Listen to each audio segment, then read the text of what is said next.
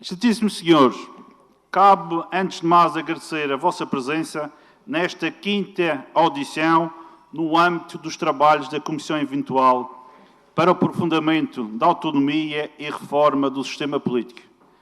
Na escutação que temos vindo a fazer a diversas entidades e personalidades, já ouvimos o Dr. António Lobo Xavier, o professor Dr. Ricardo Cabral, o professor Dr. Rocha de Andrade e o Dr. Guilherme Silva. Hoje temos a honra de juntar a esta reflexão o professor Dr. Eduardo Paz Ferreira, a quem agradeço desde já a sua disponibilidade e contributo para uma matéria que é fundamental ao futuro da nossa região. Professor catedrático da Faculdade de Direito de Lisboa, decano do Grupo de Ciências Jurídicas e Económicas e membro do Conselho Geral da Universidade de Lisboa, o professor Dr. Eduardo Paz Ferreira conta com uma vasta carreira ligada às finanças públicas e ao direito, na perspectiva do direito da União Europeia, direito fiscal e direito internacional económico. É desde sempre um europeísta convicto, tendo dedicado uma parte significativa da sua vida profissional e académica aos temas europeus. Presidente do Instituto de Direito Económico, Financeiro e Fiscal e do Instituto Europeu da Faculdade de Direito da Universidade de Lisboa, assim como coordenador e investigador principal do Centro de Investigação de Direito Europeu, Económico, Financeiro e Fiscal, e exerce ainda funções como diretor da revista periódica de Finanças Públicas e de Direito Fiscal. Detentor de uma cátedra Jean Monnet em Estudos da União Europeia, foi sócio fundador da Paz Ferreira e Associados, Sociedade de Advogados, e foi também responsável pela elaboração de diversos projetos legislativos nas áreas das finanças públicas, direito fiscal e direito económico. À semelhança do que aconteceu anteriormente, seguiremos a mesma metodologia de trabalhos. O mesmo é dizer que, a seguir à intervenção do professor Dr. Eduardo Paz Ferreira, os senhores deputados aqui presentes poderão apresentar os seus pedidos de esclarecimento. Sem mais demoras, passo a palavra ao professor doutor e reiterando mais uma vez o nosso agradecimento à disponibilidade e abertura que desde a primeira hora manifestou. Muito obrigado, professor. Quando quiser, professor, pode começar. Muito obrigado, Sr. Presidente. Sou eu que lhe apresento, digamos, os meus cumprimentos mais calorosos e que manifesto a minha alegria por estar aqui hoje nesta sessão. Para mim é uma grande honra estar aqui com protagonistas do dia-a-dia da autonomia regional e da autonomia financeira regional e, ainda por cima, protagonistas empenhados em conseguir um melhor quadro. Nós passamos por tempos estranhos. Temos vivido nos últimos anos de harmonia com aquilo que normalmente se designa pela economia TINA, there is no alternative, ou seja, a ideia de que tudo se tem que resolver através da austeridade. E muito do que se passou em matéria de finanças das regiões também foi marcado por por este preconceito, por esta ideia da TINA. Permitam-me ainda uma palavra muito especial de agradecimento para os grupos parlamentares do PSD e do CDS que tiveram a generosidade de indicar o meu nome e que me permitem associar a um debate que, além dos seus deputados, junta ainda velhos amigos meus, como o Dr. Guilherme Silva, o Dr. Rui Gonçalves, o professor Ricardo Cabral e o professor Rocha Andrade, que seguia a carreira académica dele em grande parte, estando nos júris dele, e que é o discípulo dileto de um grande amigo meu já falecido, o professor Aníbal Almeida, da Faculdade de Direito de Coimbra. Bom, aqueles que me conhecem sabem que eu sou, por razão e por paixão, um autonomista. E que um autonomista que ama as ilhas. Ilhas onde é tão difícil viver mas onde também pode ser tão atraente viver.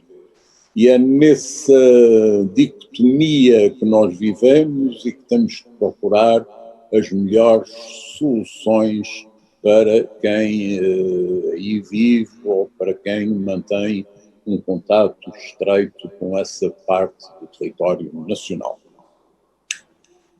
Na minha opinião, a Lei das Finanças das Regiões Autónomas tem um objetivo fundamental, que é assegurar o bem-estar das populações regionais.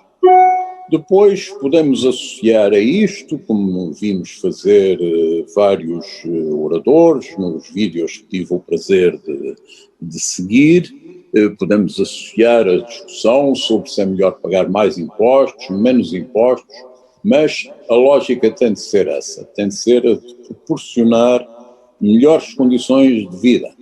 E provavelmente essas melhores condições de vida passam por uma crescente abertura da região e uma crescente capacidade de atrair pessoas de fora para a região, de criar polos de futuro, agora que tanto se fala nessa ideia de como é que Portugal vai sair desta embrulhada em que, infelizmente, estamos metidos.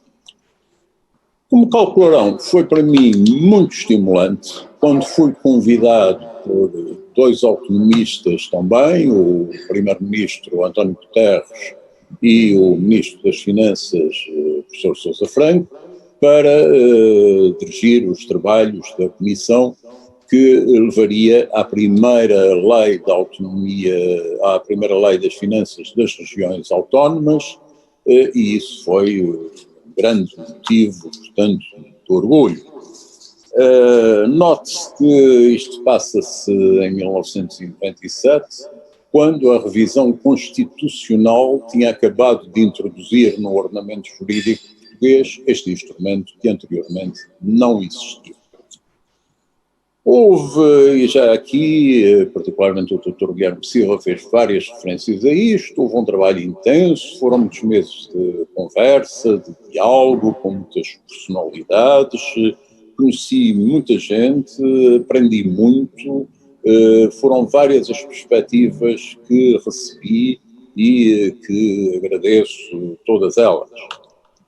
Esse trabalho também me permitiu conhecer mais de perto alguns políticos que admiro, por aquilo que fizeram pela sua terra, designadamente, como seja o Dr. Alberto João Jardim, o Dr. João Bosco Mota Amaral, na altura um e outro presidentes dos governos regionais, e o Dr. Medeiros Ferreira, açoriano madeirense, e que foi um lutador terrível na Assembleia, sempre pelas finanças das regiões autónomas. Portanto, de todos eles recebi contribuições decisivas. Ora bem, nos anos que seguiram, como todos sabem, houve várias revisões da Lei das Regiões Autónomas. Aliás, aconteceu uma coisa muito curiosa, que a expressão Lei das Regiões Autónomas, a expressão Lei das Finanças das Regiões Autónomas, rapidamente foi transformada em Lei das Finanças Regionais. O que, bom, percebo que é mais simples dizer Lei das Finanças Regionais, mas também é uma banalização da autonomia regional, porque podíamos estar a falar de regiões não autónomas se tivessem vindo a ser instituídas no continente. E, portanto, por mim, uso sempre a expressão da Lei de Finanças das Regiões Autónomas, que é o seu nome de fundação e que sobreviveu, aliás, a todas as alterações. E eu devo dizer que não falo em público, pelo menos com esta extensão, com esta publicidade, há 22 anos sobre a Lei de Finanças das Regiões Autónomas. Bom, colaborei na medida das minhas capacidades na lei, de 98, ela foi aprovada na Assembleia da República por unanimidade, o que foi um dos raríssimos casos de instrumento financeiro aprovado nestes termos, e depois a seguir começaram sucessivas alterações. E aí, para a minha surpresa, isto não devia existir, porque já devia ter percebido que as boas maneiras tinham perdido há muito tempo. Ninguém se lembrou de me ouvir, de me perguntar o que é que eu achava, nada. Mesmo quando o ministro era um secretário de Estado, tinha sido secretário de Estado justamente do professor Sousa Franco. E, portanto, olha, isso deixou-me um certo incómodo quanto à lei. E deixa-me uma alegria muito compreensível quando os seus deputados do PSD, do CDS, me dizem: olha, venha dizer o que é que pensa disto, venha discutir isto connosco. Aqui estou para o fazer na medida das minhas capacidades. Todos sabem que o 25 de Abril criou condições para satisfazer muitas das reivindicações antigas das populações, seja das populações continentais, seja das insulares. No caso das populações insulares, a dimensão financeira era muito importante. As ilhas viveram sempre mal, viveram sempre muito abandonadas pelo poder político nacional, pelo poder político de Lisboa. Uns autonomistas açorianos, aliás, com mais mau feitio que os madeirenses, têm frases muito violentas a este propósito, do estilo Portugal não tem tino para nos governar, que nos deixe em paz com o nosso dinheiro, que nós cá tratamos das coisas. Bom, felizmente isto não foi para a frente, e depois do 25 de Abril, período de grande agitação sobre a autonomia, com movimentos autonomistas, movimentos separatistas, tudo isso, acabou por chegar a algumas soluções mais ou menos consensuais que permitiram, digamos, estes 40 e tal anos que temos vivido em conjunto num casamento que está longe de ser dos piores.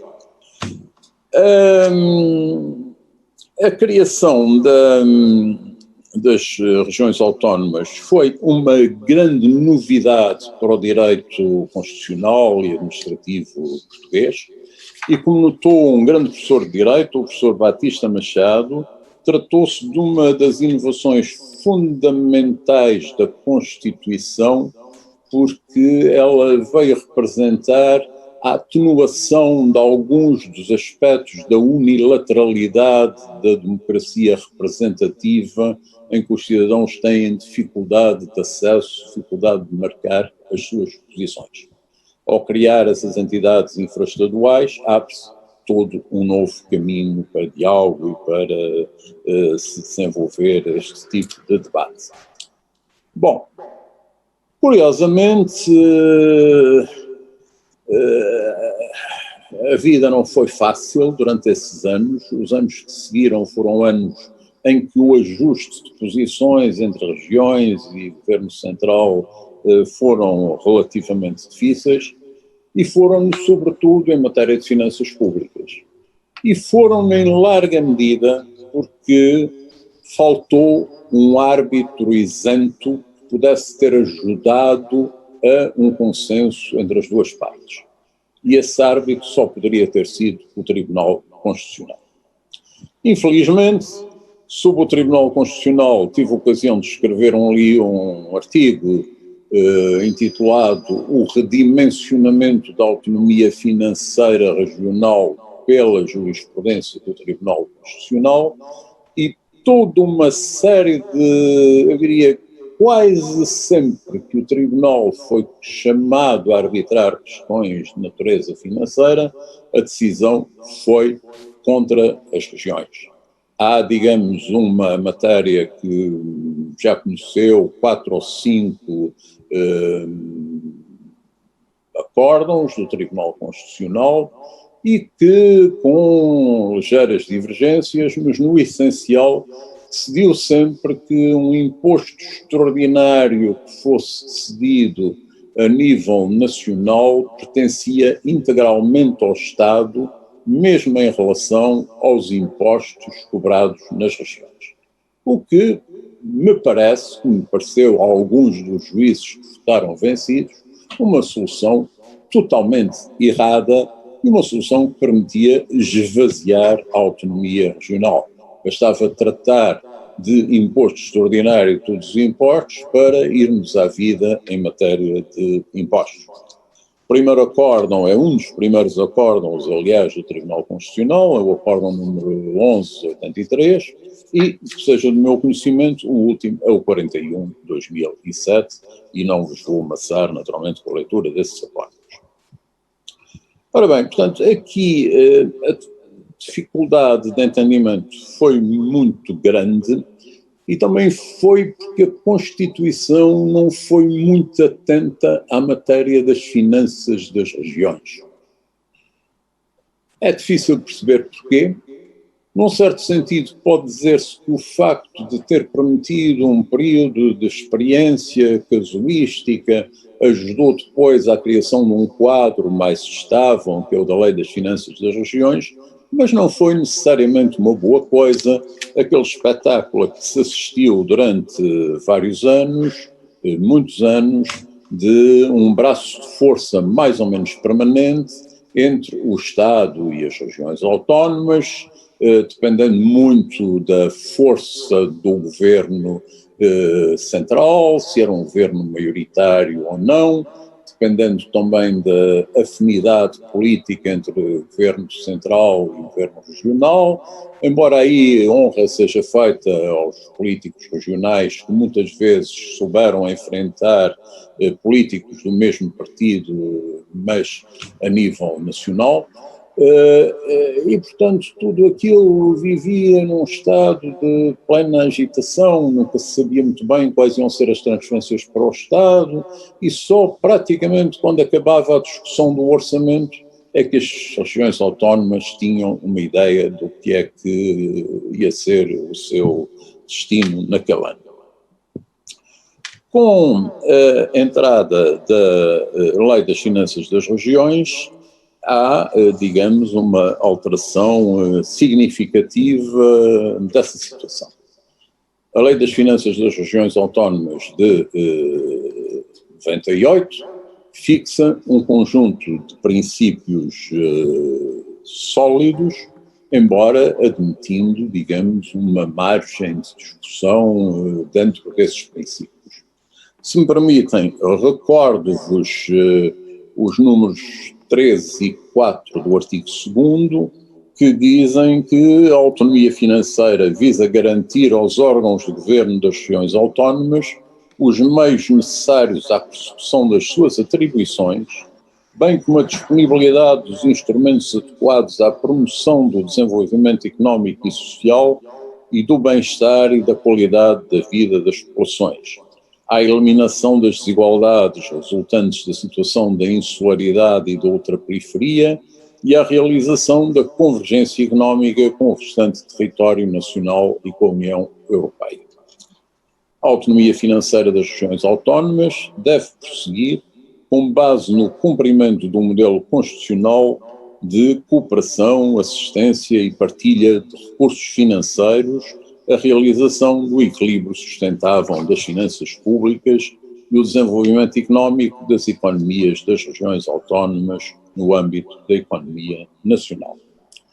Ora bem, em relação a estes valores, o professor Ricardo Cabral, muito bem, na sua intervenção, sublinhou a perda de importância do valor da solidariedade. Como estas coisas, os símbolos são importantes, e como a ideia de solidariedade foi descendo no ranking, digamos, das várias leis que foram sendo publicadas, deixou de estar em segundo lugar para passar a estar em quinto, depois voltou a subir para quarto, depois desceu para quinto, mas a tendência foi, portanto, passar a solidariedade lá mais para longe e esquecê-la como grande missão da Lei das Finanças das Regiões Autónomas. O professor Ricardo Cabral, aliás, explica também a forma como as transferências foram organizadas de uma forma que não foi muito adequada a este objetivo. Ora bem, se me permitem, creio que chegou um momento em que é preciso alterar tudo isto. A solidariedade tem de ser realmente o objetivo fundamental da Lei das Finanças das Regiões Autónomas. É preciso devolver alma à Lei das Finanças das Regiões Autónomas. A Lei das Finanças das Regiões Autónomas não pode ser um mero conjunto de princípios rígidos e sem quaisquer valores sociais e civilizacionais que estejam por trás dela. Porque aquilo que recentemente se foi fazendo e que a lei de 2013, enfim, atingiu o auge, foi fazer uma lei que é, na prática, um exercício de matemática ou de qualquer outra ciência mais esotérica. Isto cabe dentro de uma ideia que andou muito no ar e ainda anda nas últimas décadas, sobre que os políticos não devem ter poderes para atuar porque os políticos são maus, os políticos são gastadores, os políticos têm todos os defeitos da vida. E, portanto, deve-se subordinar a decisão política à atuação de técnicos, eventualmente, quem sabe, agora que a inteligência artificial se desenvolve nos termos que conhecemos, de máquinas que tomem as decisões políticas. E então o que é que fazem os políticos? Ficam a discutir o sexo dos anjos. E já que falamos neste assunto, não se pode perceber bem porque é que os políticos são tão viciosos, têm tantas más intenções e os técnicos são seres tão puros. Quando se quer fazer um julgamento tão cético sobre a humanidade, então é melhor generalizá-lo. Mas, para dizer a verdade, não penso que devamos fazer julgamentos tão céticos. Devemos, isto sim, criar condições para que as pessoas trabalhem da forma mais séria e da forma mais correta na utilização dos dinheiros públicos. Eu pago os meus impostos. Na expressão de um grande juiz norte-americano do século passado, eu gosto de pagar os meus impostos para comprar civilização. Naturalmente, não gosto de pagar impostos para que eles sejam consumidos pela corrupção ou por outras finalidades menos nobres. Ora bem, esta tendência para tornar muito rígido todo o debate económico e financeiro tem uma tradução muito especial na União Europeia e, sobretudo, como sabem, no Pacto de Estabilidade e depois nos outros documentos que seguiram, no Two-Pack, no Six-Pack, no Tratado Orçamental. E esses tratados foram, de facto, criando obrigações que não deixam margem aos políticos. E é curioso pensar que em 1957, quando se discutia a criação da Comunidade Económica Europeia, um dos maiores políticos europeus do segundo pós-guerra, Pierre Mendès France, que era um europeísta convicto, mas que, para surpresa geral, votou contra a adesão da França ao mercado comum, à Comunidade Económica Europeia. E votou dizendo o seguinte, que mantém plena atualidade, acho eu. Pode-se abdicar da democracia, estou a citá-lo, por duas formas.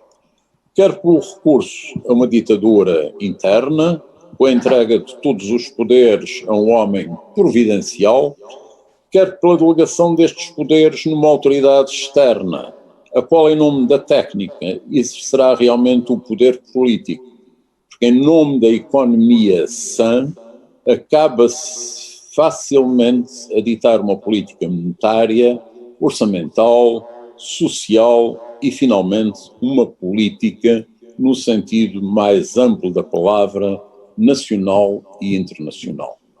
E cito, foi o fim da citação.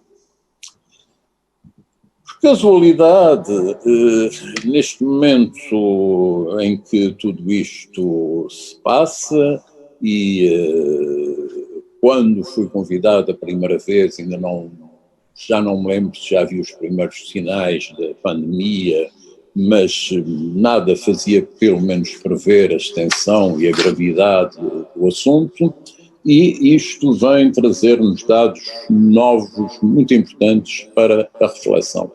E dados que têm que ser projetados aqui no projeto de revisão da Lei de Finanças das Regiões Autónomas. Uma grande figura da Igreja Católica, madeirense, aliás, o bispo de Setúbal, Dom José de Ornelas, recentemente eleito presidente da Conferência Episcopal Portuguesa, a primeira coisa que declarou foi isto: se alguma coisa a pandemia nos ensinou, é que a miséria custa muito caro. Não nos podemos dar ao luxo de ter miséria entre nós. E acrescentou: precisamos da convergência de todos para superarmos esta crise e construirmos algo de mais significativo, porque os nossos jovens precisam disso. Precisam os jovens, sem dúvida, precisam os menos jovens, se me permitem algum egoísmo, dado que não posso tentar incluir na classe dos jovens propriamente. Bom, esta percepção de que é preciso alterar alguma coisa é muito o reflexo da pandemia, o reflexo sanitário, o reflexo nos sistemas de saúde, mas, sobretudo, uns reflexos na economia e nas finanças das sociedades. E que tem levado muita gente a procurar encontrar novas soluções. E tem levado ao aparecimento de posições, eu diria, totalmente inesperadas. Refiro-me, por exemplo, ao Financial Times, como todos sabem, é um jornal de excelente qualidade, mas, enfim, é um jornal de meios de negócios, um jornal, digamos, liberal, conservador. Pois o próprio Financial Times, num board editorial de 4 de abril, diz esta coisa que tive que ler várias vezes para ter a certeza que estava a ver bem. Reformas radicais, e já estou a citar, invertendo a direção política das últimas 4 décadas, terão de ser postas em cima da mesa. Os governos terão de aceitar um papel mais ativo na economia e deverão ver os serviços públicos como investimento e não como fardo, olhando para formas de tornar os mercados de trabalho menos inseguros. A redistribuição deve voltar à agenda. Os privilégios dos mais velhos e dos mais ricos colocados em causa. Políticas até aqui consideradas excêntricas, como o rendimento básico universal e os impostos sobre a riqueza, têm de fazer parte das novas soluções. É, portanto, um movimento de grande alteração. Entretanto, passam-se algumas coisas que vêm dar força a essa ideia que o mundo vai mudar, designadamente no quadro da União Europeia. Todos sabemos que a União Europeia, enfim, em matéria da pandemia, se portou bastante malzinho no aspecto sanitário, não foi capaz de grandes medidas, não foi capaz de assegurar o aprovisionamento dos medicamentos necessários, enfim, não foi capaz de uma planificação conjunta. Depois, agora, quando se abriram as fronteiras, foi este disparate. Portugal, aliás, e a Madeira, por maioria de razão, foram vítimas de uma forma absurda e discriminatória. E, portanto, não há muito de bom a dizer sobre a União Europeia. Exceto uma coisa surpreendente, que é o acordo entre o presidente francês Macron e a chanceler alemã Merkel, que rompe com o paradigma da austeridade e que diz, não, isto desta vez é mesmo a sério e temos que ir para o terreno com o dinheiro necessário para que os Estados possam reinventar-se, possam encontrar novos caminhos. E daí a ideia que vai demorando a concretizar-se, mas parece que será esta semana, dizem alguns, tenho as minhas dúvidas, e daí que surge, portanto, aquela ideia daquele fundo generoso que iria permitir aos Estados lançar projetos que não tinham tido espaço anteriormente, em grande medida por causa das políticas de austeridade. E aí também houve uma posição surpreendente da União Europeia, que foi a Comissão Europeia dizer que iam usar a cláusula geral de exceção para permitir que os Estados não ficassem vinculados temporariamente em matéria de cumprimento das regras de endividamento, das regras do déficit. Primeira declaração da Comissão e a seguir os ministros das Finanças a confirmarem essa mesma posição e a dizer que é preciso dar meios aos Estados para que eles possam crescer, para que eles possam progredir. Se isto acontecer, estamos manifestamente numa posição que é favorável. E poder-se-á dizer, não vou dizer que a pandemia valeu a pena, nada disso, nunca valeria a pena, mas deu uma ajuda a que se possa vir a construir sociedades melhores. Note-se, no entanto, que as posições da Comissão têm sido sempre acompanhadas de uma ideia de isto é uma coisa temporária e tal, e depois logo voltaremos aos bons velhos métodos. Ora, é aqui que temos que atuar. É aqui que temos que demonstrar que os métodos são velhos, mas não são bons. E que, portanto, tem que ser na base da abertura, do desconfinamento da economia que vamos atuar. Começar de novo é, portanto, a palavra de ordem. E eu diria que é necessário que de imediato se comece a atuar neste domínio. E, portanto, a revisão da Lei das Finanças das Regiões Autónomas é um instrumento essencial. Todos sabem que o governo português apresentou um plano, ou tem entre mãos um plano de reorganização económica do país.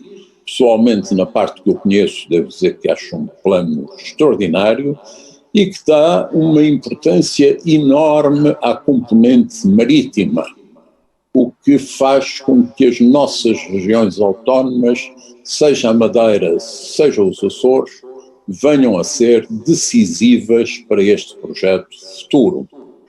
Nós tendemos muito, nós é um exagero, mas os continentais, e apesar de viver por cá por Lisboa há muitos anos, ainda não me considero um continental, mas os continentais tendem a pensar muito que Portugal tem um grande território marítimo, que Portugal pode fazer milhares de coisas com o seu território marítimo.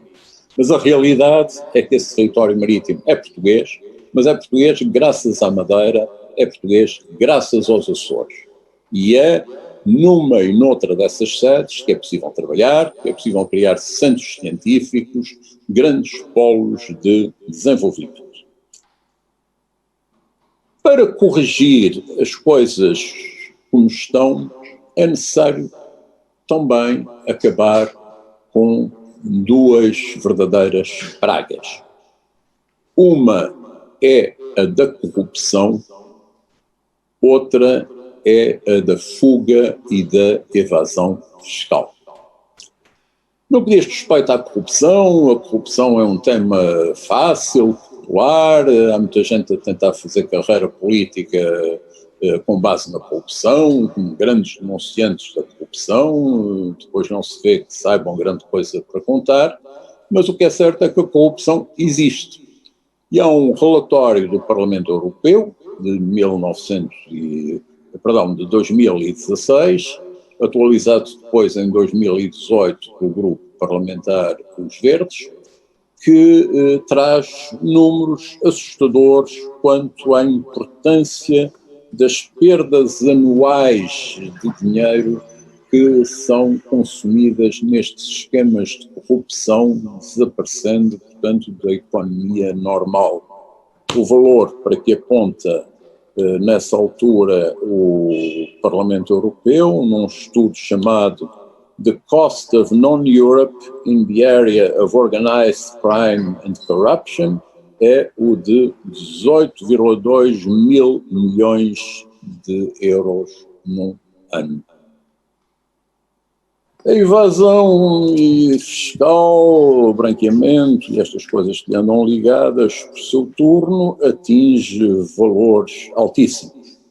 Recentemente apareceu um grande interesse sobre essas matérias, sobretudo pela ação de alguns economistas franceses de nova geração, o líder, naturalmente, Thomas Piketty, que todos conhecem, mas depois também Emmanuel Sainz, também Gabriel Zucman, e Gabriel Zucman, por exemplo, fez um livro com um título notável que é A Riqueza Escondida das Nações, em que explica que 7,5% do PIB mundial está colocado em offshores e está, portanto, também ele fora da economia normal. E há estudos ainda mais graves do que este de Zucman.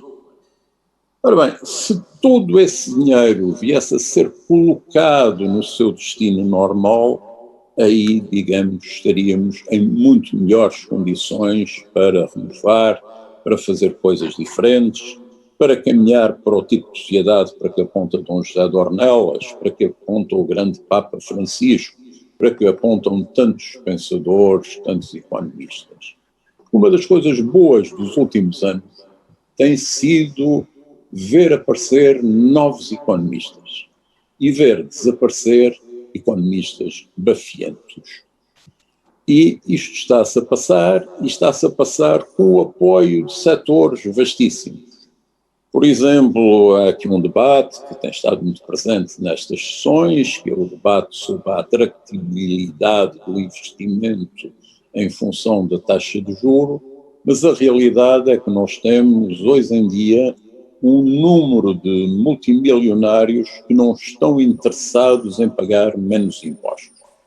Ainda hoje, o Guardian tem um manifesto com centenas de pessoas nestas condições a dizer: tributem-nos mais, nós temos dinheiro, nós estamos dispostos a isto. E, portanto, é neste contexto que nós temos que perceber que a Lei de Finanças das Regiões Autónomas deve atrair para as regiões autónomas prosperidade, deve atrair bem-estar e deve-se preocupar, sobretudo, com que se viva bem nas regiões autónomas, o que também é a forma de trazer muita dessa gente que não persegue necessariamente o dinheiro. Bem, num horizonte especialmente otimista, em que a União Europeia venha a recuar nestas regras de austeridade mais permanentemente e entremos num processo de crescimento, de desenvolvimento económico, que siga o modelo, por exemplo, de Roosevelt, depois da grande recessão de 1929, ou um pouco o Plano Marshall, que salvou a Europa depois da Segunda Guerra, é de crer que leis deste tipo não sejam tão importantes como são hoje, mas vão continuar a ser para assegurar que a divisão é equitativa e que a divisão vai beneficiar quem dela precisa. E mais, que a divisão se vai fazer também indo buscar ao estrangeiro aquilo que de lá é atribuído a Portugal. Estou em crer, portanto, que essa é a versão otimista, pode naturalmente haver uma versão pessimista, em que voltamos às leis punitivas, às leis austeritárias, e isso naturalmente não nos permite ser tão otimistas. mas aí permite-nos e obriga-nos a outra coisa, que é ser especialmente atentos em matéria de lei de finanças das regiões autónomas e de relacionamento com o continente. Nós, de alguma forma, aliás, o orçamento suplementar, creio que continua por não estar publicado, que é um pouco estranho, já passou bastante tempo sob a aprovação, eu pensaria que ele já deveria estar publicado, mas não está. Mas o que é certo é que esse orçamento suplementar traz já implícitas várias destas ideias, designadamente quando suprime os limites ao endividamento e quando, digamos, altera também todas as posições de crédito e de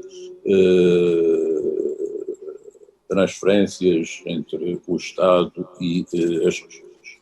Portanto, eu diria que o orçamento suplementar pode ser um bom exemplo do caminho a seguir para as leis das finanças das regiões autónomas. Aqui chegado, tenho a noção que abusei muito da vossa paciência, é o vício do amor, é gostarmos tanto das coisas que não nos conseguimos conter e falar pouco. Muito obrigado a todos. Passar novamente a palavra, para ver se é desta vez, ao Sr. Deputado Jaime Filipe Ramos. Muito obrigado, Sr. Professor. Quero agradecer primeiro a sua disponibilidade de estar aqui hoje, nesta nossa iniciativa conjunto do Parlamento relativamente à revisão da Lei de Finanças Regionais, mas não gostaria de começar sem lhe agradecer a excelência do trabalho feito por si e outros também da Lei 1398, que é não só a primeira lei de finanças das regiões autónomas, como também é, até hoje, a melhor lei. E, portanto, merece essa distinção. Gostaria de dizer que essa lei das regiões autónomas de 1398 é uma lei que não resistiu ao tempo, mas não resistiu a determinados protagonistas políticos que, infelizmente, a quiseram destruir. E, por isso, nessa linha de preocupação e de alguma reserva que existiu neste tempo, e isso é transversal a partidos, portanto não se resume a um único partido, infelizmente, gostaria de começar pelas questões dos princípios. O Sr. Professor há pouco falou, e bem, do princípio da solidariedade. Esse princípio nem sempre foi respeitado e até muitas vezes foi ignorado, como saberá melhor do que eu. Há pouco referi-se ao abuso que também foi cúmplice do Tribunal Constitucional na sobretaxa de IRS, que era aquela que se referia na sua intervenção inicial. Isso é algo que nos preocupa, usando as suas palavras, porque ela, além de adulterar aquilo que está hoje consagrado no Estatuto e na Constituição, ela esvazia claramente os poderes da região autónoma da Madeira, a partir do momento que o Estado, quando quer, pode usufruir das receitas próprias das regiões. E isso é algo que nunca deveria de acontecer, porque é um desrespeito completo pela estabilidade que vem desta lei das regiões autónomas. Mas gostaria que o Sr. Professor pudesse nos explicar se entende que se podia alterar ou não este princípio e a que nível. Ou seja, o que é que, em termos de redação, poderíamos dar outra amplitude para que não voltasse a existir situações dessas e atropelos interpretativos também do Tribunal Constitucional. Também gostaria de pedir a sua opinião relativamente ao princípio do equilíbrio orçamental ou da estabilidade orçamental, que depois também conjuga o artigo 6º com o artigo 16º, como sabe, do equilíbrio orçamental da Lei de Finanças. Porque o Estado pressupõe para ambas as regiões autónomas aquilo que não defende para si. Ou seja, nós sabemos que o Estado não tem por pressuposto anual haver um superávit, bem pelo contrário. Nós temos vindo até a déficits, que no passado já foram excessivos e não, e que o Estado obriga que as regiões autónomas um grau de exigência superior àquilo que obriga para si próprio. O que, a nosso ver, não faz sentido, uma vez que não só o Estado faz isso, como limita os poderes, que vamos falar mais à frente, das regiões autónomas, na execução e na boa execução dos orçamentos regionais. Mas também gostaria de lhe perguntar, para além da questão dos princípios, a questão que o Sr. Professor falou, que parece-me bastante importante, que é do artigo das transferências orçamentais, o artigo 48, que parece-me manifestamente insuficiente para as obrigações constitucionais do Estado português. Gostaria que o Sr. Professor também pudesse abordar essa temática. Uma outra temática que eu gostaria que o Sr. Professor também pudesse abordar é a questão do Fundo de Coesão. O Fundo de Coesão, na Lei 1398, tinha, a meu ver e bem, um princípio de que este fundo servia para as questões estruturais, ou seja, as regiões autónomas têm problemas estruturais que têm que ser ultrapassados. E por isso tinha uma forma simples, 35% das transferências orçamentais. Infelizmente, em 2007, alguém entendeu passar uma questão estrutural para conjuntural, ou seja, indexando ao PIB, o que parece-me manifestamente injusto, desconhecedor da realidade das regiões autónomas e até ofensivo, na minha opinião. E, portanto, julgo que era importante que o Sr. Professor também desse a sua opinião sobre essa matéria e da pertinência ou não de manter este Fundo de Coesão de uma forma estrutural e ter uma forma mais estável e não este tipo de forma conjuntural. Depois, uma outra questão que também gostaria de pedir a sua opinião, se for possível, é esta questão dos projetos de interesse comum, que infelizmente devia ser uma matéria perceptível, fácil de utilização, mas como nós assistimos, não foi ao longo desta história e, por isso, a questão recentemente do novo hospital foi uma questão complexa que, lamentavelmente, veio-se a verificar. Quando as regiões precisaram deste projeto de interesse comum, da parte do Estado, só existiu entropias e dificuldades. Também gostaria que o Sr. Professor dissesse o que é que acha desta questão da adaptação ao sistema, do sistema fiscal nacional às especialidades regionais. Ou seja, a redução apenas de 30% no IVA, IRS e no IRC, e recordar que esses 30% do IVA hoje estão penalizados por uma forma que penaliza as regiões autónomas caso queiram ter uma taxa diferenciada. Ou seja, para o Estado português, se as regiões entenderem baixar o IVA, elas próprias têm que pagar essa opção. O que revela que há uma insensibilidade do Estado português de que a matéria tributável nas regiões autónomas é superior. Ou seja, os bens na região são mais caros. Por essa via, os madeirenses e os açorianos pagam mais IVA em valor nominal, porque a taxa, mesmo sendo inferior, em alguns casos que já foi no passado, neste momento não é só num ponto, essa situação é injusta. Portanto, eu gostaria que me dissesse a sua opinião. E o último, peço desculpa, Sr. Professor, mas era a questão de fundo, a questão mais importante para nós todos, que é a possibilidade da existência de um sistema regional próprio, fiscal regional próprio. Ou seja, um sistema fiscal que seja capaz de atrair, como disse bem o Sr. Professor, novos contribuintes, novas entidades, novas pessoas e de preferência internacionais, que possam não só trazer mais-valia técnica, mas também financeira, algo que as regiões bem precisam pela sua insularidade. E por isso termino, como comecei, a agradecer a sua colaboração e esperar que possam também contribuir desta forma para os nossos trabalhos. Muito obrigado. Muito obrigado, Sr. Deputado. Faz favor, Sr. Professor Doutor. Muito obrigado, agradeço muito ao Sr. Deputado as questões que colocou, tão pertinentes, que cobrem quase, se não a totalidade das questões que aqui podem ser colocadas. Bom, começando pelo Tribunal Constitucional, bem, é um problema muito complicado esse dos tribunais e dos juízes, como sabemos. Por alguma razão estão sempre nas primeiras páginas dos jornais, normalmente por más razões, dando origem a julgamentos na praça pública, há várias coisas deste estilo, mas não é bem disto que estamos agora a falar. Agora, o que estamos a falar é de uma coisa que já é a segunda vez que cito um juiz do Supremo Tribunal norte-americano que dizia que a Constituição era o que o Tribunal dizia que ela era. E, portanto, por muitas alterações constitucionais que se façam, o Tribunal Constitucional conseguirá sempre arranjar um argumento para defender a posição deles. E o que é preocupante, bom, eu devo dizer que o Tribunal Constitucional, pronto, quando falamos destas instituições é difícil soltarmos completamente o nosso pensamento.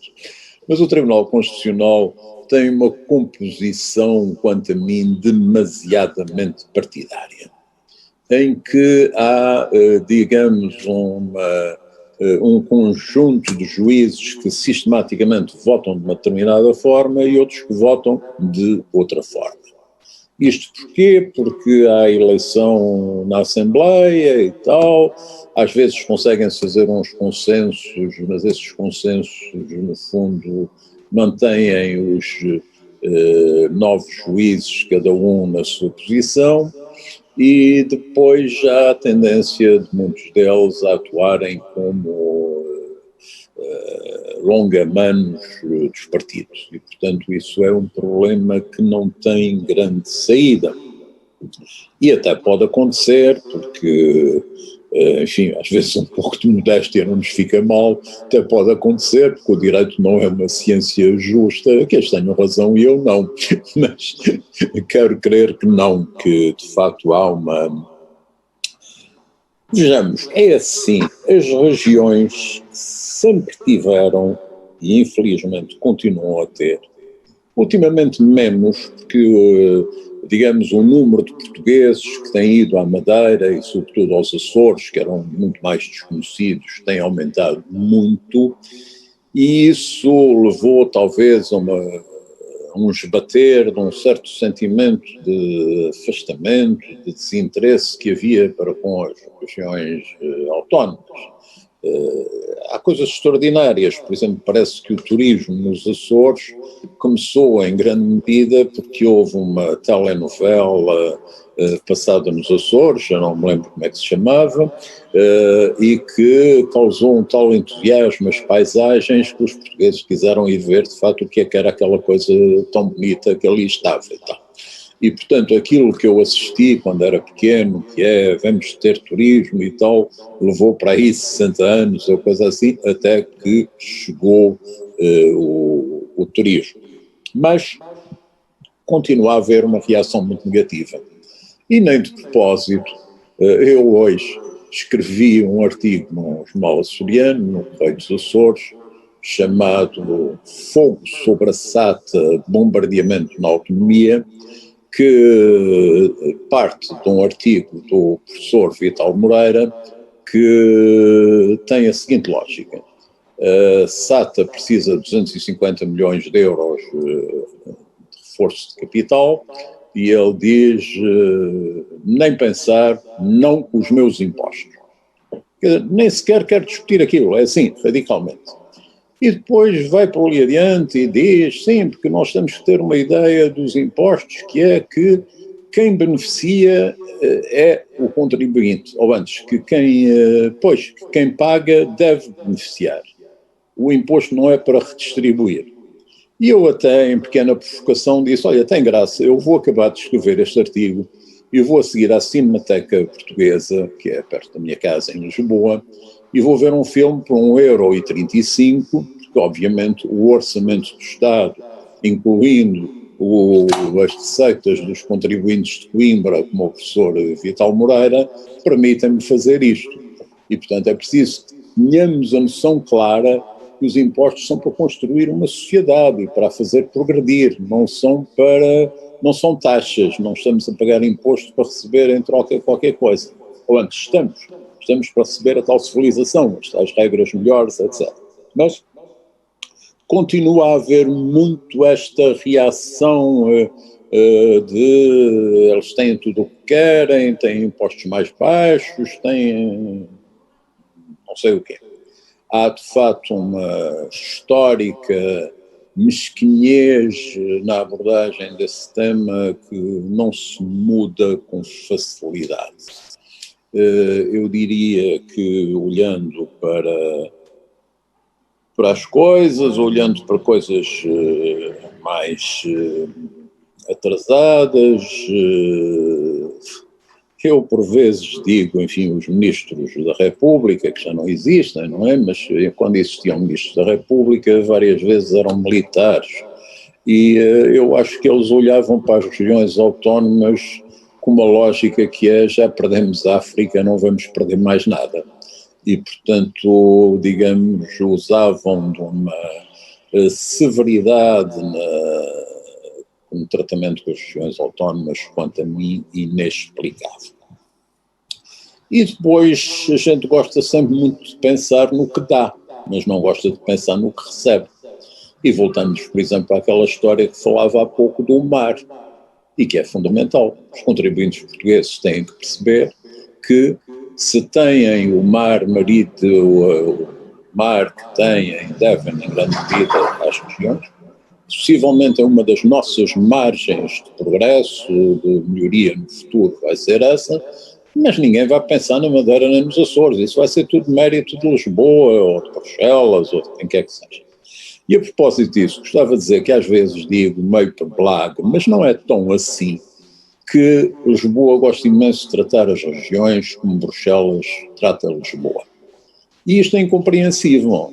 Nós somos uma comunidade, nós somos uma mesma etnia, uma mesma cultura. Nós temos alguns dos vultos mais relevantes da cultura portuguesa, nasceram nas ilhas. Enfim, citei há pouco o Dom José Ornelas, podia ter citado o Dom Tolentino Mendonça, o Herberto Helder, enfim, para ficarmos só em madeirenses, nos Açores, como se sabe também. Enfim, é possível e tal. Mas as pessoas têm uma ideia extraordinária. Eu uma vez estava numa conferência em homenagem, já depois da morte dele, em homenagem ao José Medeiros Ferreira, e a pessoa que estava a presidir essa mesa, a certa altura perguntou a um dos participantes: olha lá, explique-me lá como é que o Medeiros Ferreira, que era um homem tão culto, tão inteligente, tão sabedor, pode ter saído de Ponta Delgada. Como é que isso é possível? Isso é um fenómeno, é impossível que haja em Ponta Delgada gente assim. É esta a percepção, que somos uma espécie de portugueses de segunda e tal. Agora já vamos mais a Lisboa porque há umas EasyJet, ou umas Ryanair, sou especialista e tal, mas em geral somos ali uma malta um bocado deixada, perdida no mar. Ora bem, as transferências orçamentais não podem ser deixadas assim, estou completamente de acordo com a posição do Ricardo Cabral e, portanto, tenderia a rever a matéria nesse sentido. Quanto ao Fundo de Coesão, como o Sr. Deputado apontou com toda a razão, é totalmente absurdo ter alterado a referência do Fundo de Coesão para o PIB e não para a forma como estava anteriormente. E o Fundo de Coesão poderia ser, se utilizado devidamente, e se utilizado em conjugação com outro tema que o Sr. Deputado trouxe muito bem, que é o dos projetos de interesse comum, podiam ser o cimento comum da autonomia, o ponto de encontro, o ponto de bem-estar, chamemos-lhe assim, entre as regiões e o Estado. Bem, mais briga, menos briga noutras coisas, mas havia, digamos, aquela salvaguarda de respiração, aquela colaboração intensa que todos gostaríamos muito que vissem. Que existisse. Eu não sei exatamente o que se passou com o hospital, pessoalmente estava convencido que era um projeto de interesse comum, vejo que aconteceu qualquer coisa e que se perdeu, naturalmente com a pandemia desapareceu o interesse comum, mas é óbvio que um hospital com as características que teria o Hospital Central de Funchal era um projeto de interesse comum, poderia ser. Mas há um fator que é o diabo, que é o fator da generosidade. Porquê é que as pessoas não são generosas? Porquê é que as pessoas são mesquinhas? Porquê é que querem tudo para si ou para os seus, para os que estão mais perto? Bom, dir-se-á, porque a democracia é punitiva de quem faz o bem aos outros. E, portanto, está quieto, os madeirenses não votam em mim, portanto eu vou fazer outra obra qualquer em Lisboa, ou em qualquer outro sítio onde votam em mim. E, portanto, isto são os tais defeitos do regime extremamente difíceis de corrigir. A ideia de criação de um sistema regional próprio era muito simpática, digamos, à partida. Até por uma razão, é que nós hoje em dia temos uma harmonização total e excessiva dos sistemas fiscais. Hoje em dia, bom, o caso extremo é o IVA, não há praticamente nenhum Estado que não tenha IVA. Curiosamente, há dois grandes Estados que não têm IVA, que são os Estados Unidos e o Brasil, por causa da estrutura federal, mas depois há 190 e tal Estados que têm IVA. IVA, por vezes, aplicado em condições difíceis, com administrações tributárias que não têm muitas condições de todos aplicar. Mas, sobretudo, nós passamos, evidentemente, a questão não se coloca só entre países desenvolvidos e países menos desenvolvidos, mas é curioso esse aspecto. Durante muito tempo, depois da descolonização, o que é que se passou? Nós deixamos os códigos portugueses que estavam em vigor em 1974. E eles ficaram por lá. Nós mudamos de Código Civil, mudamos de Código Comercial, mudamos todos os códigos, mudamos os códigos fiscais, e eles ficaram com códigos totalmente antiquados. Recentemente, leia-se há alguns anos, o Fundo Monetário Internacional meteu-se nisto e pôs-se a mandar fazer códigos novos nesses países todos. Esses códigos novos, no entanto, paradoxalmente vieram a ser outra vez códigos iguais aos atuais códigos portugueses. Parece que isto tem uma explicação. Uma vez ou outra, os consultores contratados são portugueses, mas na maior parte dos casos são americanos ou de outras nacionalidades com grande poder junto das organizações internacionais, não percebem nada daquilo do sistema português, vêm a Lisboa, contratam um advogado e um contabilista, vão lá e pronto, lá vai o código português. E com isto estamos a ficar com uma falta de alternativa fiscal que eu acho que não é positiva. Poderia ser positiva no sentido de facilitar as trocas, e esse é talvez o ponto que se possa usar. Mas era muito mais interessante que países que têm uma economia, digamos, fortemente agrária, a fiscalidade estivesse ligada ao setor agrário, que os países que estão fortemente industrializados, sobretudo no setor industrial, etc., e os nomes poderiam variar. E depois, ainda por cima, esta coisa que já foi abordada em algumas sessões, mas que é terem todos o mesmo nome, mas depois os conteúdos serem muito variados. Por exemplo, o IRC ter diferenças abissais ainda é mais falsificador. Portanto, um sistema regional próprio era-me simpático. Agora tem muitas dificuldades, porque os investidores internacionais não gostam muito de novidades e tal, de maneira que tem riscos. Enfim, é tudo o que consigo dizer e não é muito, peço desculpa. Muito obrigado, Sr. Doutor. Passo a palavra ao grupo parlamentar do PS, Sr. Deputado Miguel Iglesias. Muito obrigado, Sr. Presidente. Muito boa tarde.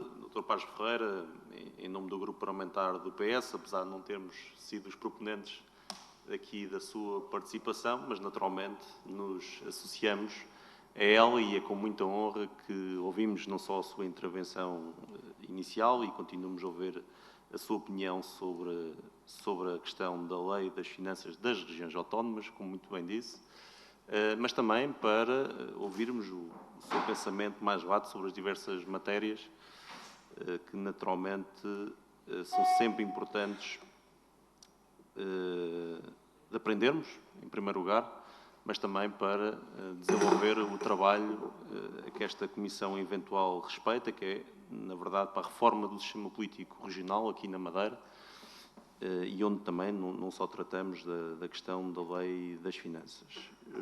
O líder parlamentar do PSD, naturalmente, já passou aqui praticamente todas as questões principais relacionadas com a matéria que versamos. No entanto, eu gostaria que, se fosse possível, o doutor puxar pela sua memória digamos assim, quando foi da discussão e preparação, digamos, da lei de 1998 e daquilo que foram, digamos, os principais pilares que levaram, enfim, aos normativos finais dessa lei, que naturalmente já foi revista várias vezes e sempre também concordamos, sempre de uma forma que veio a prejudicar a região autónoma da Madeira. Naturalmente falamos aqui do Fundo de Coesão, de todas as fórmulas que, entretanto, se arranjaram para calcular as transferências do Estado para as regiões autónomas e que será certamente uma das matérias consensuais entre as forças políticas que aqui vamos tratar. Gostaria também, se pudesse, enfim, embora tenha concluído que teria muito pouco para dizer, mas na verdade, praticamente todos os convidados que tivemos nesta comissão eventual consideram que é muito difícil se aplicar um regime fiscal próprio na Madeira, nas condicionantes que vivemos, no mercado único que vivemos, que não deixa de ser uma ideia simpática, utilizando a sua expressão, mas eu sobre isto, pegando na questão do diferencial fiscal, que naturalmente já está vertido na lei e que ainda não é aproveitado, se eventualmente o doutor defende alguma alteração que possa, alteração substantiva, bem entendido, que possa eventualmente melhorar a redação ou trazer maiores proveitos para as regiões autónomas no domínio da fiscalidade. Muito obrigado. Muito obrigado, Sr. Deputado. Sr. Professor, Doutor. Muito obrigado, Sr. Deputado. Agradeço muito as suas palavras, cumprimento e... ora bem, o que é que eu posso dizer? Eu acho que é preciso ter noção, e acho que a sua intervenção colocou isso muito corretamente, que são duas coisas distintas. Um sistema regional próprio ou um sistema fiscal adotado a partir do sistema nacional ou continental, se quiser. Na situação em que vivemos de não querermos mexer em nada, a tal there is no alternative, é muito difícil, de facto, pensar em sistemas regionais próprios. Por isso que foi dito pelos meus colegas, porque os investidores, agora com este imposto, depois como é que isso joga com a minha própria contabilidade em casa, levanta todo esse tipo de problemas. Portanto, isto, se quiser, é uma espécie quase de utopia, mas eu também não pertenço nada às pessoas que são contra a utopia. Quer dizer, acho que a utopia é que nos faz avançar, é que permite que tudo seja melhor. Quer dizer, quando desistimos, é mau. Portanto, num ano qualquer, provavelmente já nós não, Sr. Deputado, mas os nossos filhos, os nossos netos, talvez venham a assistir a essa mudança radical para sistemas variados que correspondessem a uma forma de federalismo financeiro interessante, com diferentes, como dizer, com diferentes padrões de receita e de despesa, porque temos falado basicamente da receita, mas há também que associar isto à despesa. Ou seja, saber há aquela célebre expressão e aquela célebre teoria do votar com os pés, no sentido que há contribuintes que vão escolher determinadas áreas que têm uma maior atratividade para eles, porque cuidam mais da educação, ou porque cuidam mais da saúde, ou então no lado oposto cuidam mais da segurança, ou da área militar, o que quer que seja. E, portanto, talvez fosse possível termos padrões diferentes de associação receita-despesa que conduzissem a isso. Claro que no caso específico das regiões autónomas da Madeira e dos Açores, se junta uma dificuldade suplementar, que é, isto é uma coisa que nos Estados Unidos não é muito difícil de fazer, Os Estados Unidos têm uma grande tradição de mobilidade, as pessoas vivem no Arkansas e resolvem ir viver no Ohio ou qualquer outra coisa e tal, e fazem um leilão no fim de semana dos móveis, metem-se no carro, vão-se embora e tal. Os europeus, em geral, não têm essa tradição. Por razões compreensíveis, porque são línguas diferentes, são culturas diferentes, mas mesmo dentro dos próprios países não têm esse sentido de mobilidade. E é ver quando o governo português tenta essas normas de transferência de funcionários, de sítio, de prestação de serviço, desordem que aí vai. Pronto, e para os Açores e para a Madeira, ainda por cima há o mar pelo meio, e nós gostamos muito do mar, mas para ir ver ao fim de semana e tal, eventualmente no verão dar uns mergulhos, se a pandemia permitir, esse tipo de coisa, mas isto dificulta esse... E, portanto, ficamos como alternativa possível a redução fiscal. E a redução fiscal é uma coisa que irrita muito os continentais. A ideia que há pessoas a pagarem menos impostos, quer dizer, a humanidade é assim, é egoísta, é pouco sensível.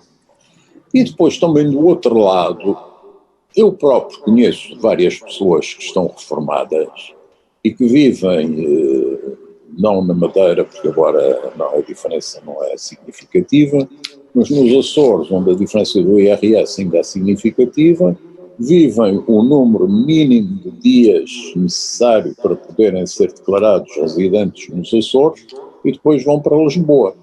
Isto, digamos, não é ilegal, é um planeamento fiscal caseiro, mas que é um pouco irritante. Quer dizer, alguém pensar porque é que o meu colega paga menos impostos do que eu. E, portanto, seria preciso tomar um pouco de cuidado com este género de situações. Qualquer coisa que tivesse a ver, por exemplo, com qual foi a habitação, qual foi o sítio de trabalho das pessoas nos últimos anos e associar essa permanência durante um período razoável de tempo a uma melhoria da condição fiscal. Mas que essa condição fiscal se justifica totalmente, pelas razões que referiu, que os preços são mais caros, que é mais difícil, isso para mim é claro. E a lei número 1398 foi totalmente clara, nos 30%, foi um valor razoável, foi um valor que foi possível negociar. A minha recordação, e enfim já vão tantos anos, é que o grupo funcionou em extrema harmonia e de uma forma admirável, a própria relação entre os Açores e a Madeira, que tinham governos diferentes e, portanto, representantes no grupo de diferentes posicionamentos políticos, colaboravam de uma forma impecável. E depois havia duas pessoas que quebravam totalmente esse acordo e que eram representantes dos ministros da República e que esses eram contra todas as medidas de descentralização. Mas nós não nos podemos esquecer, eu às vezes, enfim, parece que estou a contar anedotas, mas não são, infelizmente, são coisas tristes. Por exemplo, nos Açores houve a certa altura um ministro da República, que aliás já morreu, com grandes honras, grande estadista e tal, e que apontava como um exemplo extremo do despesismo inútil do governo açoriano os cantoneiros, que limpam as estradas e que asseguram que um dos grandes mais valores para o turismo, por exemplo, seja o excelente aspecto das estradas totalmente limpas, não haver folhas, não haver... e, portanto, os ministros da República não foram instituições muito favoráveis nesse diálogo. Depois, devo dizer que o professor Sousa Franco foi excelente, o engenheiro Guterres também, ele aliás é muito partidário das regiões autónomas e também é muito partidário do mar, portanto este conjunto levo a perceber a necessidade. E, aliás, as relações entre o engenheiro Guterres e o governo da Madeira, por exemplo, correram otimamente.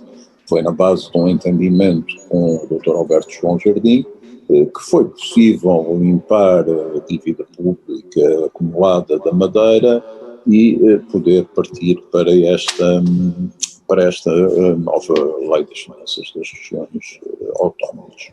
Peço desculpa, perdi-me um pouco com este hábito de contar histórias, mas com a idade parece que vamos ficando assim, gostamos de contar umas histórias. Muito obrigado, Sr. Presidente. Passo ao Grupo Parlamentar do JPP, o Sr. Deputado Rafael Nunes. Muito obrigado, Sr. Presidente. Boa tarde ao doutor. Eu, antes de mais, gostava de agradecer a sua presença, a sua amabilidade também em nos prestar os seus esclarecimentos e o cuidado que teve em não deixar nenhuma resposta para trás, nenhuma resposta por responder. E esta sua dedicação e este seu cuidado, aliado às inúmeras questões já colocadas pelos respectivos colegas, deixam grande parte das minhas dúvidas já sanadas, pelo que pedi-lhe apenas algumas reflexões. E começava realmente por reafirmar, ou por afirmar neste momento, que partilhamos da visão que deixou da necessidade de uma reforma urgente deste sistema político que se inicia, como sabemos, pela revisão da Lei das Finanças Regionais, mas que seguirá naturalmente o seu caminho.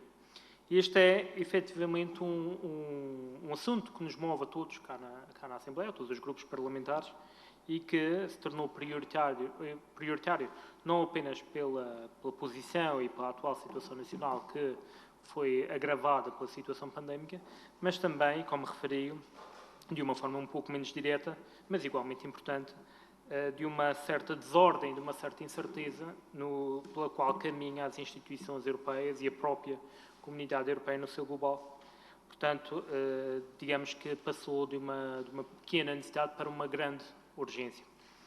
Referi que é necessário realmente olhar para esse caminho de promover, de certa forma, de aproveitar o desconfinamento da economia e que devemos de atuar urgentemente nesse domínio.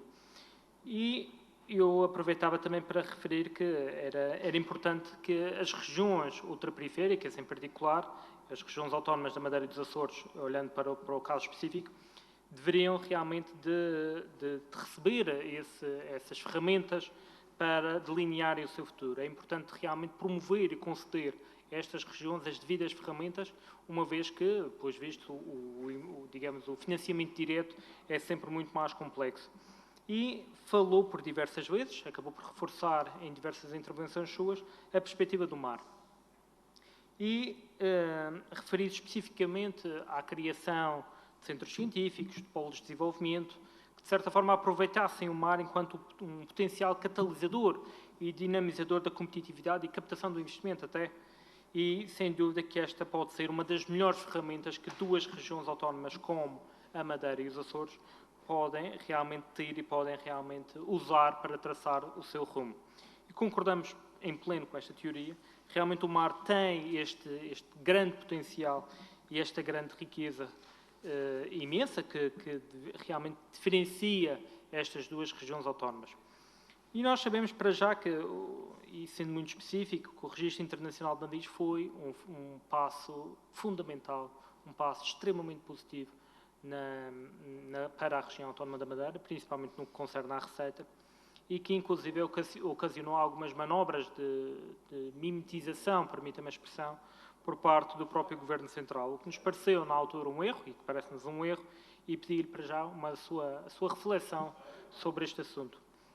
Uma outra questão, e aproveitando a sua enorme experiência e o facto de ter acompanhado o processo autonómico destas duas regiões, da Madeira e dos Açores, e obviamente que com uma veia arquipelágica, que fala sempre mais alto, poderá realmente falar na primeira pessoa sobre as prioridades e sobre as políticas aplicadas na própria evolução, na evolução arquipelágica, portanto, na evolução destes dois arquipélagos, sobre as boas e sobre as más opções que foram tomadas neste campo, no campo do mar, e que realmente gostava que partilhasse connosco essa sua visão estratégica sobre o que foi feito no âmbito do mar, o que foi feito no âmbito da política marítima e que realmente o que ainda poderá ser feito, qual a sua visão de futuro e qual a estratégia que poderia ser promovida para estas duas regiões autónomas e terminava só referindo que realmente não se integra diretamente na estrutura e no articulado jurídico da Lei das Finanças Regionais, mas que pode nos dar importantes indicadores que possam vir a aligeirar e a facilitar até o trabalho desta Comissão. Muito obrigado, Sr. Deputado.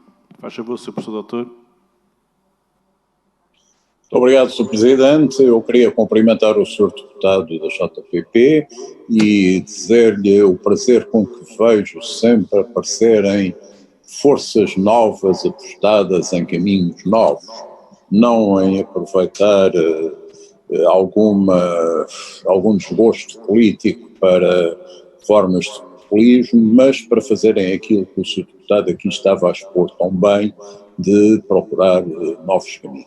Portanto, os meus cumprimentos por isso e que bom trabalho.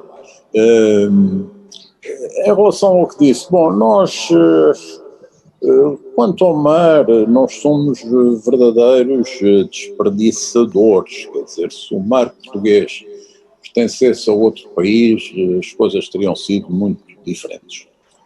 Nós falamos em mar e, quando falamos em mar, falamos em muitas coisas, claro está, falamos nos cruzeiros, falamos no registro marítimo, mas depois falamos nos fundos submarinos e nas riquezas que por lá andam ainda do tempo dos piratas, bem, e já que as piratearam, nós herdeiros vamos lá buscar um bocadinho da nossa cota.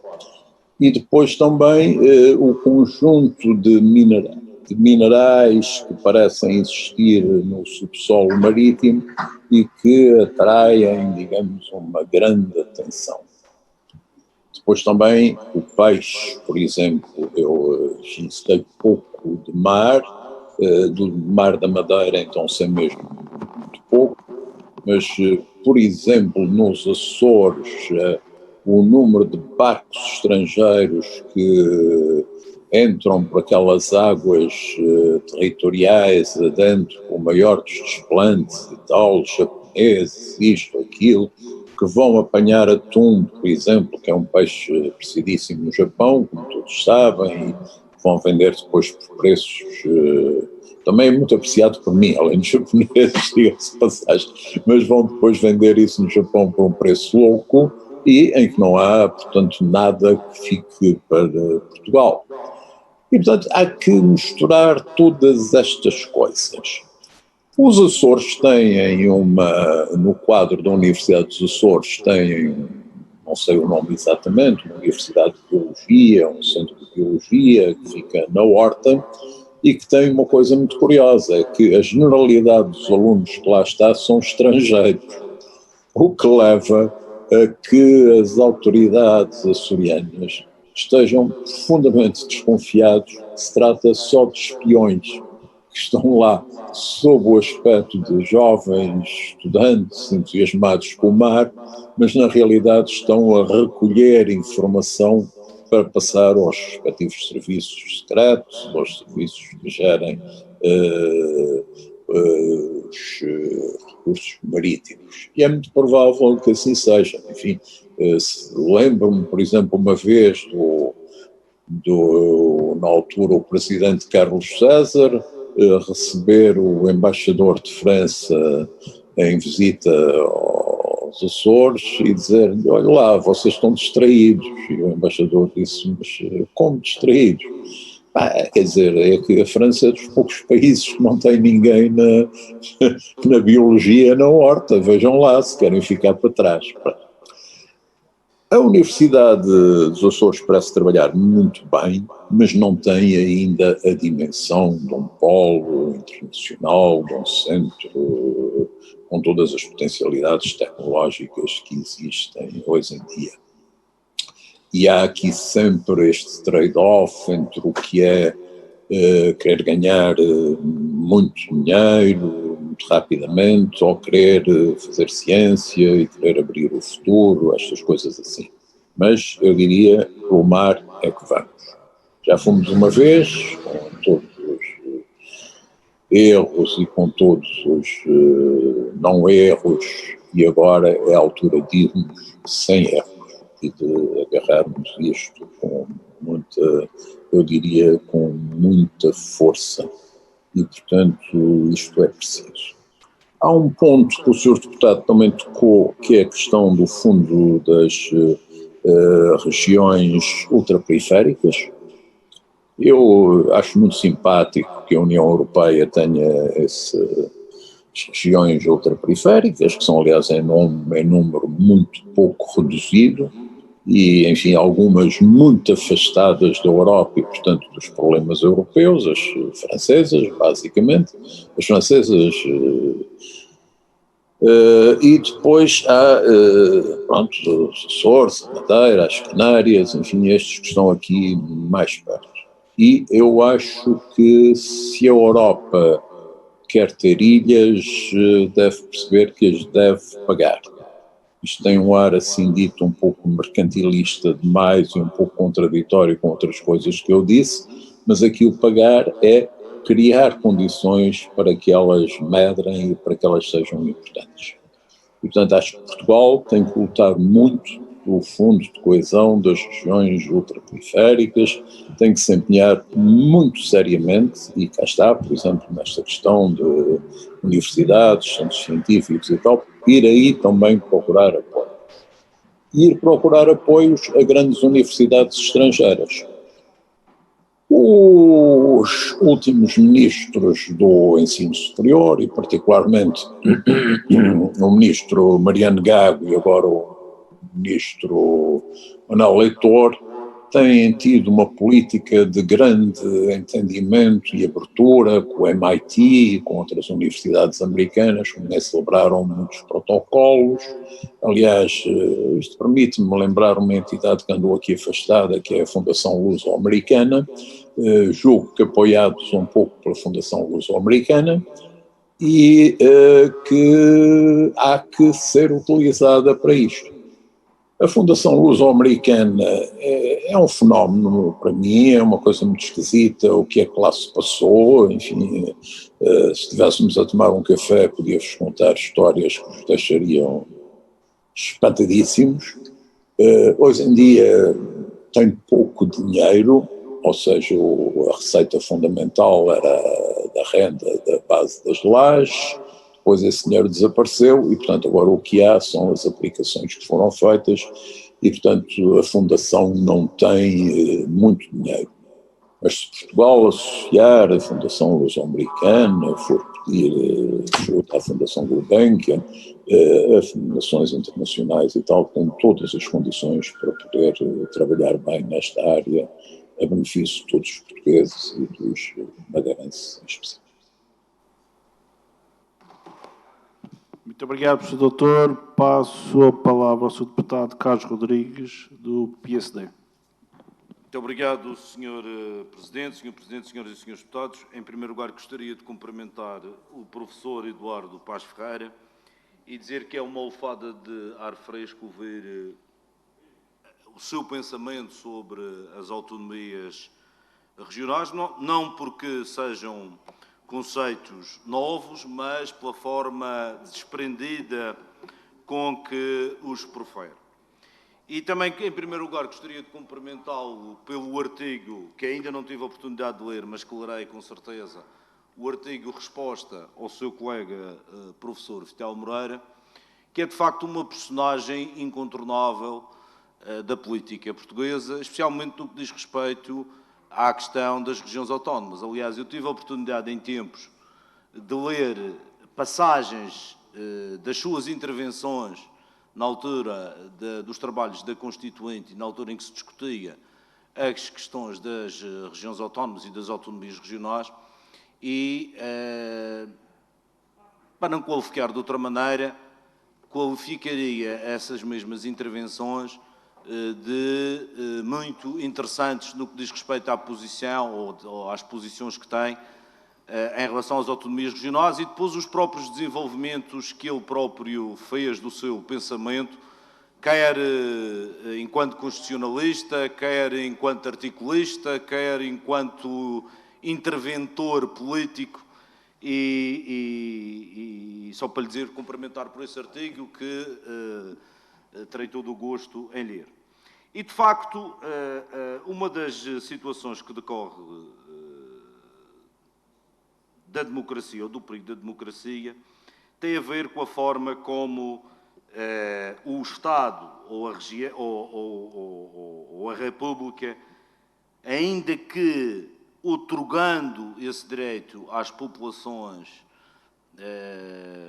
das regiões autónomas, fez sempre essa outorga como se de uma dádiva se tratasse, como uma prebenda, e não como, de facto, a instituição de um direito dessas mesmas populações. Mas é sempre um direito mitigado e sempre um direito desconfiado, ou uma outorga desconfiada. Porque insiste, por exemplo, na proibição dos partidos regionais, insiste, por exemplo, no conceito de Estado unitário, quando, quer por via da geografia, quer por via do ponto de vista jurídico ou constitucional, nós temos um Estado com regiões autónomas, com arquipélagos e com duas regiões, ou neste caso, considerando o Estado, com poderes legislativos e de governo, e, portanto, insiste neste conceito de Estado unitário. Insiste, por exemplo, na manutenção da figura do representante da República, que já foi Ministro da República, que já foi outras coisas, mas que, ao fim e ao cabo, não passa de um delegado da República nas regiões autónomas, ainda por cima, sendo uma personalidade não eleita que tem precedência protocolar perante outras personalidades que são elas mesmas eleitas, no caso do Governo Regional, que emana da Assembleia Legislativa, e do próprio Presidente da Assembleia Legislativa Regional. E, portanto, encontram sempre... Essa outorga tem sido, desde sempre, uma outorga desconfiada e uma outorga limitada. Mas, vendo à questão relacionada com a Lei de Finanças Regionais, eu não queria deixar de fazer referência a 12 acórdãos do Tribunal Constitucional, mais propriamente ao voto vencido do seu vice-presidente, o doutor, o juiz desembargador João Pedro Calpas, em que, num deles, e relacionado com a sobretaxa, diz o seguinte, e penso que o professor Eduardo Paz Ferreira tem conhecimento destes acórdãos, mas para que fique registado, ele diz o seguinte: não posso nem quero aderir a uma construção que acredita poder ultrapassar as sérias dúvidas de constitucionalidade suscitadas por aquela norma, aderindo a uma tese que, tomando como ponto de partida uma contraposição equívoca e controversa entre impostos ordinários e impostos extraordinários, articulada com uma igualmente equívoca e controversa noção de anormalidade constitucional, desemboca no sacrifício desrazoável dos direitos e interesses legítimos da região autónoma da Madeira. Na verdade, entendo que a consideração da sobretaxa como imposto extraordinário, entre aspas, serve apenas para justificar a apropriação integral do respectivo montante pelo Estado, com total desconsideração das necessidades das finanças regionais. E mais à frente diz, apontam-se outras condições de emergência nacional, distintas, mas ainda supostamente extraordinárias, alegadamente justificativas da imposição da continuada apropriação daquela receita pelo Estado. E termina. E há sempre um má jeito. Se já não é o PAEF, é o déficit. Quando deixar de ser o déficit, será a dívida pública e assim por diante. No outro acórdão, o juiz João Pedro Calpas faz uma afirmação e assim é a partir desta afirmação que eu depois colocaria a minha pergunta. O senhor juiz diz o seguinte: tem sido dominante na jurisprudência constitucional uma visão desconfiada da autonomia regional, tributária de uma concepção que, assentando no centralismo atávico da cultura organizativa nacional, muito marcada pela influência francesa, encara a autonomia regional como uma espécie de anomalia tolerada, entre aspas. Seria avisado interpretar os poderes dos órgãos regionais de forma restritiva, não vão eles desatar a tomar decisões imponderadas e gastar mal o nosso dinheiro. O mais prudente é que o Estado, conhecido exemplo de decisões acertadas e despesas ponderadas, trate disso. Não aceito esta cultura de preconceito. Isto, portanto, é a partir desta expressão que eu queria fazer a minha pergunta. E a pergunta é a seguinte: há, no seu entender, a possibilidade de construirmos uma lei que esteja mais blindada no que diz respeito ou em relação aos humores, às faltas de vontade, aos amuos, ou até às interpretações mais ou menos criativas, quer dos governos centrais, quer da Assembleia da República, e uma lei que simultaneamente seja também menos suscetível de ser analisada subjetivamente e conforme dá jeito para aquilo que o senhor professor disse que deveria ser o árbitro, que é o Tribunal Constitucional. Minha pergunta é esta: há a possibilidade de construirmos uma lei que seja o mais blindada possível em relação a estes aspectos subjetivos? E, havendo, será que se regressássemos eventualmente às origens, ou seja, a 98, estaríamos melhor do que estamos agora? Muito obrigado. Muito obrigado, Sr. Deputado. Sr. Professor Doutor. Muito obrigado, Sr. Deputado. Agradeço-lhe muito as suas palavras. Fico muito feliz quando encontro alguém que partilha do meu prazer de não ser demasiado pomposo, demasiado sério nas aproximações. Quer dizer, isto é perigoso dizer não ser demasiado sério, dá uma ideia um bocado errada, mas no sentido de não ser demasiado cisoso e tal. E, portanto, acho que podemos discutir temas sérios com este ar bem disposto com que creio estamos os dois e tal. E, enfim, como sabe, o Sr. João Calpers, de resto meu colega e amigo, tem uma linha de pensamento que eu acompanho, em geral. Agora, nós temos aqui um problema, que era aquele que eu dizia há pouco, que é os juízes acham que a Constituição é o que eles acham. E isto está a ficar cada vez pior. Porque antigamente havia coisas que eram muito negativas quanto aos limites de intervenção dos poderes, do poder judiciário sobre o poder político e tal. Havia uma série de privilégios, de coisas que não podiam ser discutidas pelos tribunais. Isto era muito mau. Mas neste momento nós estamos a assistir a um movimento em que praticamente os juízes estão a substituir-se lentamente, estão a substituir-se aos governos e começam a ser eles que decidem o que é bom e o que é mau para a nação. Isto sucede muito com os tribunais administrativos, em que os tribunais acham que são capazes de corrigir os erros dos dirigentes políticos. Sucede no Tribunal de Contas, que é capaz de saber tudo sobre hospitais e achar que o governo não sabe nada, e assim sucessivamente está-se a criar uma cultura da magistratura arrogante e pouco dialogante, extremamente negativa do meu ponto de vista. Isto não é um fenómeno só português, é um fenómeno um pouco geral e que tem uma origem num descrédito da classe política que também não podemos deixar de compreender, muitas vezes. Quer dizer, provavelmente nós nunca somos muito justos em relação à nossa geração e pensamos sempre que as gerações anteriores eram melhores.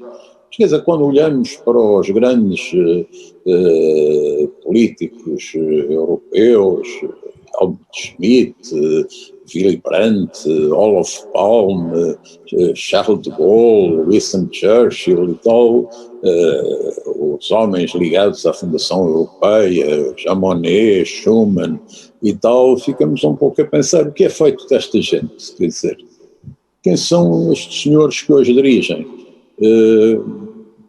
Parece-me haver uma grande quebra de qualidade.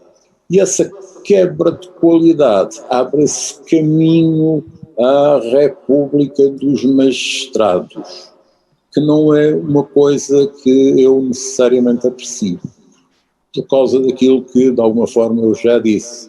é que se os políticos têm vícios, os outros também têm. Bom, mexer na lei das finanças das regiões autónomas no sentido de... Eu nem sei qual é o sentido, haverá sempre uma forma de lhe passar ao lado, mas muito provavelmente exigiria uma revisão constitucional. Exigiria uma redefinição, porventura a criação de uma Câmara especial para as regiões autónomas, mas depois caímos sempre no mesmo problema, e se os juízes que vão para essa Câmara especial forem todos igualmente centralistas e tal, portanto, digamos, estamos com um problema em que só a sorte é que nos safa, Sr. Deputado. Muito obrigado, Sr. Doutor. Não havendo mais esclarecimentos, cabe-me a mim dizer que foi um grande honra e prazer ter cá o Sr. Professor e mostrou a sua disponibilidade com esta Comissão. Um bem-aja e muito obrigado, Professor Doutor. Dou por terminado esta audição. Permite só, muito obrigado também, foi uma bela tarde. Obrigado nós, Professor Doutor.